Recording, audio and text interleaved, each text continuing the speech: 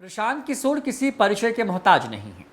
कई राज्यों के हुए हाल में विधानसभा चुनाव में उनकी रणनीति से कई पार्टियों को प्रचंड जीत मिली और उसमें ताज़ा उदाहरण है पश्चिम बंगाल में ममता सरकार का। ममता सरकार पिछले विधानसभा चुनाव से ज़्यादा बड़े अंतर से इस बार जीत करके आई। जो बीजेपी वहां पर सरकार बनाने की बात कह रही थी, वो बीजेपी पूरी तरीके से गायब नजर आई। प्रशांत किशोर ने हालांकि इंडिया टुडे के एक इंटरव्यू में इस बात का ऐलान किया था कि वो अब जो है इस काम को नहीं करेंगे, उन्होंने अपने लिए कुछ अलग सोचा है और उसी पर फोकस करेंगे। ऐसे में प्रशांत किशोर का एक ताज़ा और बड़ा इंटरव्यू सामने आया है। प्रशांत किशोर ने इस इंटरव्यू में कहा है कि नीतीश कुमार ने उन्हें नहीं छोड़ा था, बल्कि उन्होंने नीतीश कुमार का साथ छोड़ दिया। और प्रशांत किशोर तो अब ये तक कहते नजर आते हैं कि ये गलती हुई है।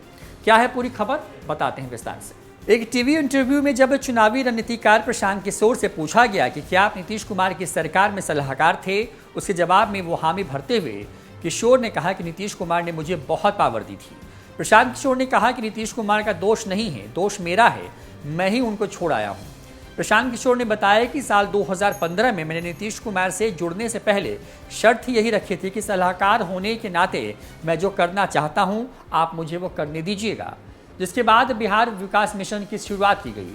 मेरे अंदर कमी है कि मैं बिहार विकास मिशन छोड़ आया था। हाल ही में प्रशांत किशोर ने सरकार पर हमलावर होते हुए कहा था कि पॉजिटिविटी फैलाने के नाम पर झूठ और प्रचार को आगे बढ़ाने का सरकार का प्रयास घृणित है। 2 मई को 5 राज्यों के चुनाव के नतीजे घोषित होने के बाद प्रशांत किशोर ने पहली बार सोशल मीडिया पर अपनी राय रखी। किशोर ने ट्वीट किया, एक शोकग्रस्त राष्ट्र और हमारे चारों ओर त्रासदियों के सामने पॉजिटिविटी फैलाने के नाम पर झूठ और प्रचार को बढ़ावा देने का निरंतर प्रयास घृणित है। पॉजिटिव होने के लिए हमें सरकार के अंधे प्रचारक बनने की जरूरत नहीं है। यह हमला तब हुआ है जब देश महामारी की दूसरी लहर के चरम पर है। कुछ दिनों पहले सरकार ने सरकार की पॉजिटिविटी छवि बनाने और पॉजिटिव खबरों और उपलब्धियों को प्रभावी ढंग से उजागर करने के माध्यम से लोगों की धारणा बदलने की प्रभावी संचार नामक एक कार्यशाला का आयोजन किया था। ये सरकारी अधिकारियों की पहली ऐसी कार्यशाला थी। कार्यशाला में प्रत्येक विभाग के संयुक्त सचिव जो कि मीडिया कोषांग से जुड़े हुए रहे, उनमें से करीब 300 अधिकारियों ने भाग लिया।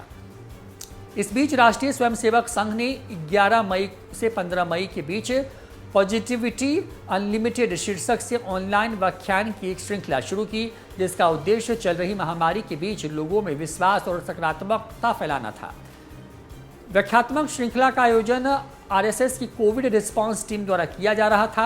आरएसएस प्रमुख मोहन भागवत, विप्रो समूह के अध्यक्ष अजीत प्रेम जी, आध्यात्मिक नेता जग्गी वासुदेव प्रमुख वक्ताओं में शामिल हैं। अप्रैल में क्लब हाउस रूम में प्रशांत किशोर की एक ऑडियो का हिस्सा लीक होने के बाद प्रशांत किशोर एक विवाद में फंस गए थे। इस बातचीत में प्रशांत किशोर को बंगाल में पीएम मोदी की लोकप्रियता के बारे में बात करते सुना गया था।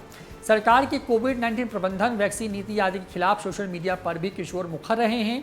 ऐसे में प्रशांत किशोर का ये कहना कि नीतीश कुमार जो हैं उन्होंने उनका साथ नहीं छोड़ा था, बल्कि उन्होंने नीतीश कुमार का साथ छोड़ा है, इसका सियासी मतलब निकाला जाने लगा है। लोग ये कह रहे हैं कि प्रशांत किशोर ने क्योंकि अब अपने आप को चुनावी कैंपेन से अलग करने की घोषणा की है, तो अब क्या प्रशांत किशोर आने वाले वक्त में अपने लिए जो है फिर से बिहार में सियासी ज़मीन तलाश रहे हैं? और क्या प्रशांत किशोर नीतीश कुमार के उत्तराधिकारी या फिर जदयू के एक तरीके से कहें कि जदयू के अंदर एक बड़े चेहरे के तौर पर क्या फिर से आने की सोच रहे हैं? ये तमाम खबरें इसलिए क्योंकि प्रशांत किशोर का ये कहना कि नीतीश कुमार जो हैं उनका साथ, उन्होंने उनको बहुत पावर दी, उनके साथ आने से उनका कद बढ़ा, ये तमाम बातें कुछ ना कुछ इसी ओर इशारा करती हैं। फिलहाल इतना ही, नमस्कार।